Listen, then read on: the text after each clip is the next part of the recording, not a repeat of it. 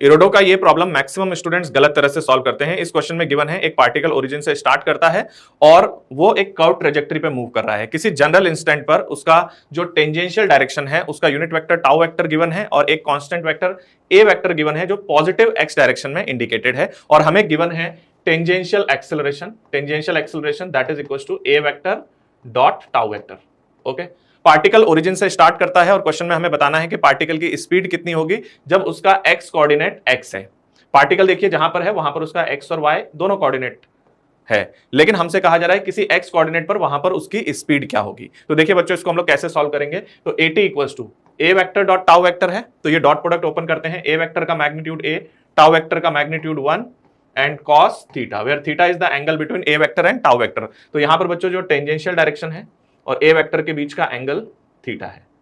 तो स्टूडेंट्स हमारे पास tangential acceleration solve होके आता है a cos थीटा।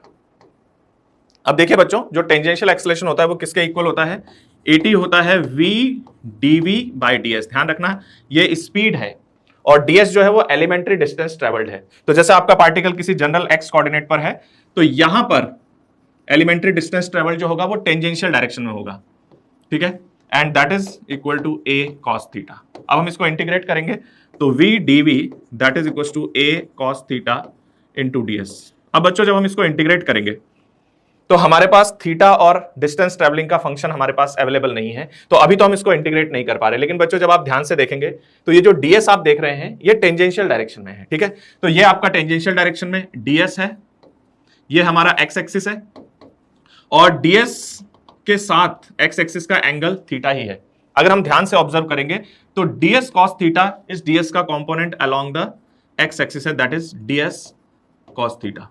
तो देखिए बच्चों अगर पार्टिकल आपका किसी जनरल x कोऑर्डिनेट पे था और थोड़ी देर के बाद ds मूव करने के बाद उसका कोऑर्डिनेट सिर्फ x कोऑर्डिनेट ही लिख रहा हूं, x प्लस dx है, तो ये जो डिस्प्लेसमेंट है ये वाली चीज ये dx के इक्वल होगा और ये dx जो है वो ds cos थीटा के इक्वल है, ठीक है बच्चों। तो यहां से देखिएगा यहां पर v dv that is equal to integration a ds cos theta को हम लिख रहे हैं dx। अब बच्चों देखिएगा अब ये फंक्शन इंटीग्रेट हो जाएगा विद रिस्पेक्ट टू x, इसीलिए क्वेश्चन में हमें किसी x पर स्पीड कैलकुलेट करना है। तो when x equals to 0 the velocity is 0 and when the position is x the velocity is v। तो लेफ्ट हैंड साइड को इंटीग्रेट करने पर v स्क्वायर बाई 2 आएगा that is equals to a constant vector का magnitude है तो common आ जाएगा a और dx का इंटीग्रेशन आ जाएगा x और उसमें लिमिट रखने पर हो जाएगा x माइनस 0।